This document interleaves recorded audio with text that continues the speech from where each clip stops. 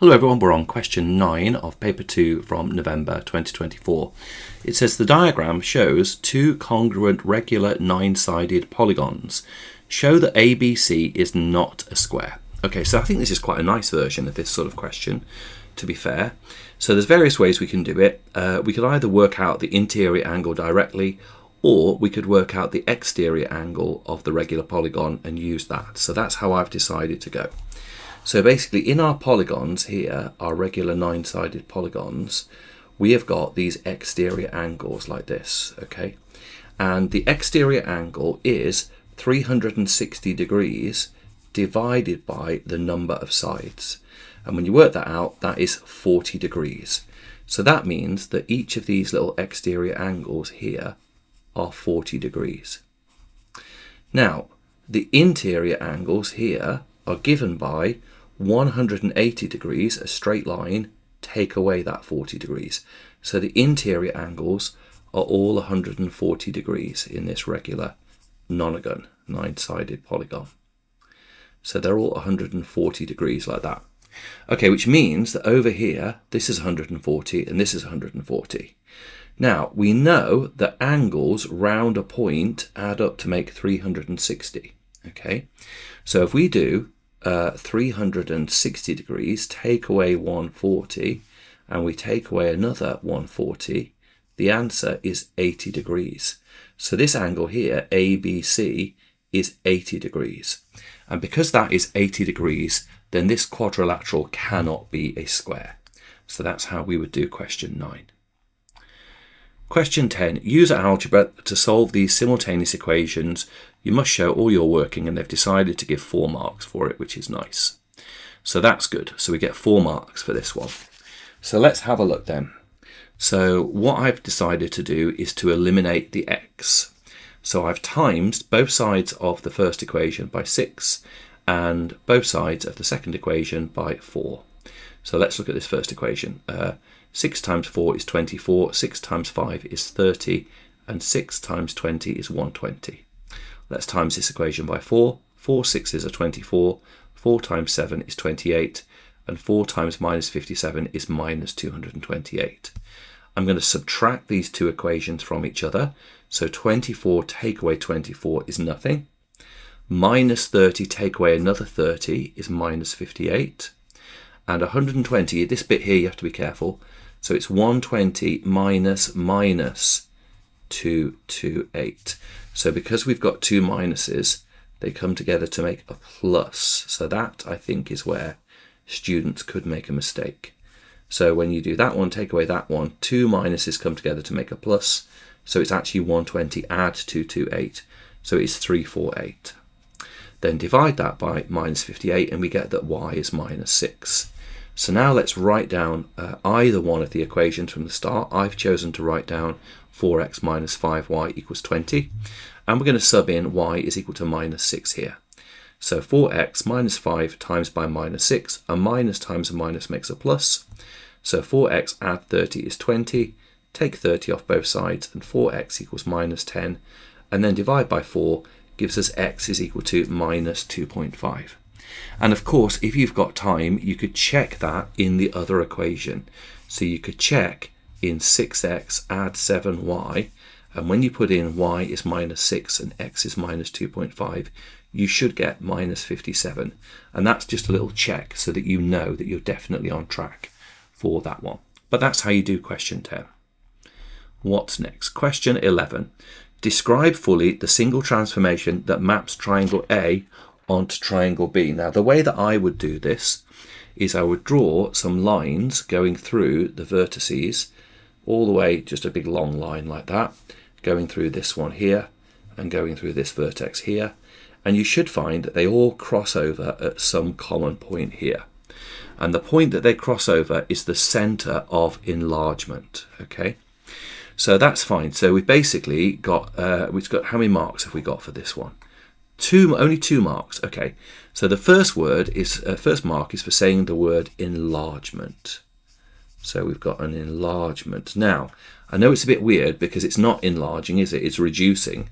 B is smaller than A. But for this topic, even though it's enlarged, we still, even though it's reduced in size, we still refer to it as an enlargement. The next thing is we're going to say what scale factor. So an enlargement by scale factor. Now, this is 2 and this was 3. So it's an enlargement of scale factor 2/3. Okay. And then thirdly, we're going to say where the center of enlargement is. And we found out that it crosses over at -4, -2. So it depends on where this comes in the paper. Sometimes they give 3 marks for that question. Sometimes they give 2, and they've just decided to give 2 in this case, because we're getting a bit further through the paper now. So it's an enlargement of scale factor 2/3 from the center of -4, -2. That's how you would do that one. Quite nice and straightforward. Question 12 then. The diagram shows a solid cylinder with a base radius of 3 centimeters and a height of 8. The cylinder is made from steel with a density of 7.86 grams per centimeter cubed. The cube is made from brass with a density of 8.5 grams per centimeter cubed. The mass of the cylinder is equal to the mass of the cube. Work out the value of H. Give your answer to 1 decimal place. Okay, perfect. Well, first of all, let's find our volume of our cylinder. Okay, so the volume of the cylinder. Now, the volume of a cylinder is the area of the cross section times the height. Okay, so we've got 8 there. So the area of our cross section is going to be pi r squared times by h. That's our volume. So our volume is going to be pi times by 3 squared times by the height, which is 8.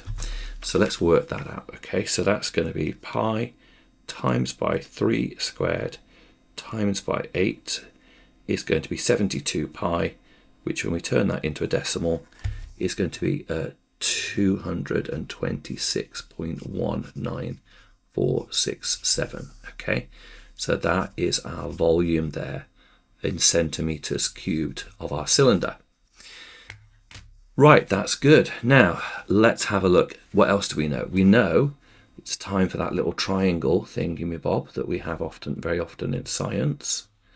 Let's have a look. So we have density is mass divided by volume.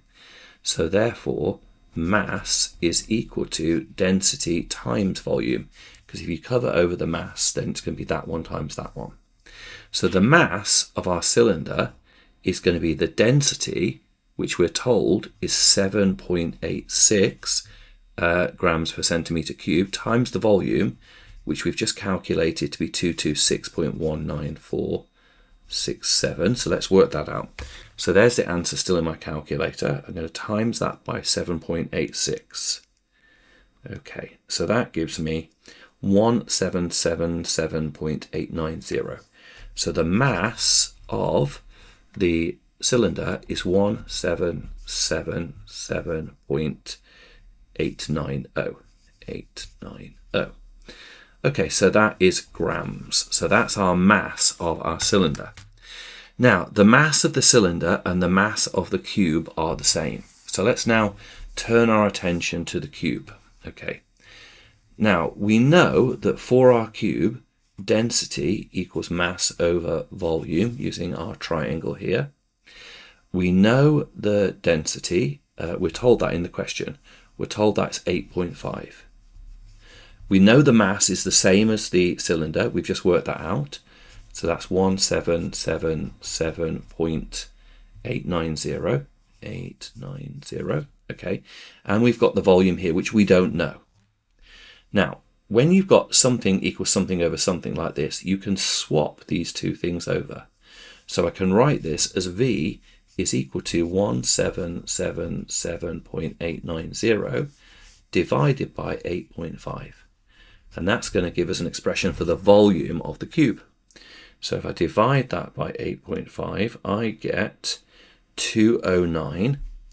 Volume of the cube is 209.1635. Now we've got to try and find out H. So that is going to be, H is going to be the cube root of the volume, 209.1635. Okay, so we're going to need to find the cube root of that. So let's get our calculators, shift, cube root button, answer, press equals, and we get 5.936. So h is equal to 5.936. However, we only want to give it to 1 decimal place. So h is equal to 5.9 centimeters to 1 decimal place. So yeah, a little bit tricky. I think that's a really nice question. I like that question.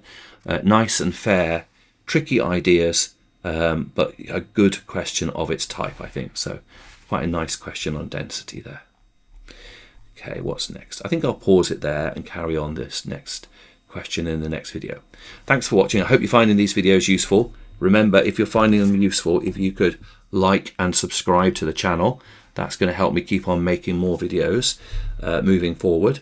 Thank you for watching, and I'll see you in the next video.